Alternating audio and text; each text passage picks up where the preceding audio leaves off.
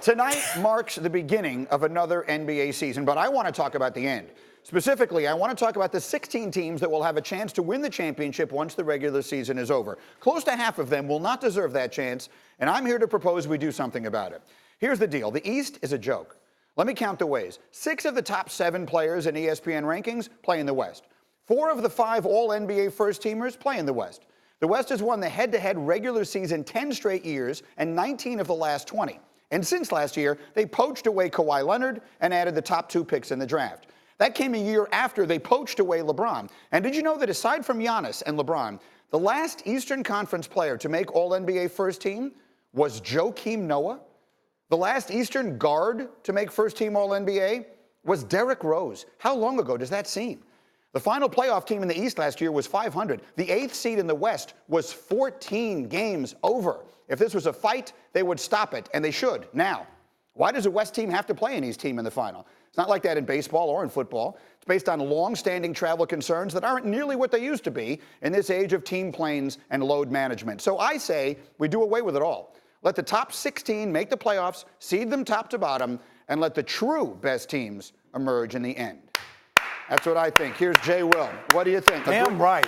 I just want to, as a fan, I just want to see the 2 best teams play in the championship. I don't care if they're from the same conference. None of that matters. The 2 best teams, Greeny. The division in conference in basketball is done geographically. It is not in the other sports. And there's an understandable reason, because the way they travel in the NBA is totally different than they do in baseball, where they'll stay in a city for 3 or 4 days, or football, where you just go for 1 day at a time, 8 times. I get that. But at the end of the day, if this is a season, Philadelphia and Milwaukee realistically look like the only 2 teams in the Eastern Conference that could compete with the best teams in the West. And a minimum of 2 or 3 teams will get left out of the playoffs in the Western Conference that probably would have been top 4 in the East. Look, the bottom of the East is bad, and back in 2016, LeBron James said pretty much like, you can't do that. It would alter the landscape of the history of the game. The one thing that we know is constant is change. And we have to move in this direction from a league perspective, from a network perspective, because that's going to increase the ratings of the game that everybody wants to see. Not only that, but change is a good thing. I mean, the NBA, more than any other sport, has adapted to change with the times. You want to talk about changing the game fundamentally. They added a 3-point shot.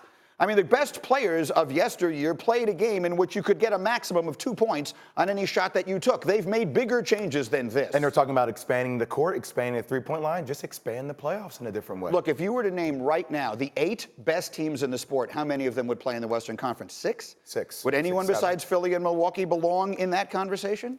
No. I don't think so either. No. So, I mean, that to me, look, I get that it's not going to get done this season, but it should. It's something that should change.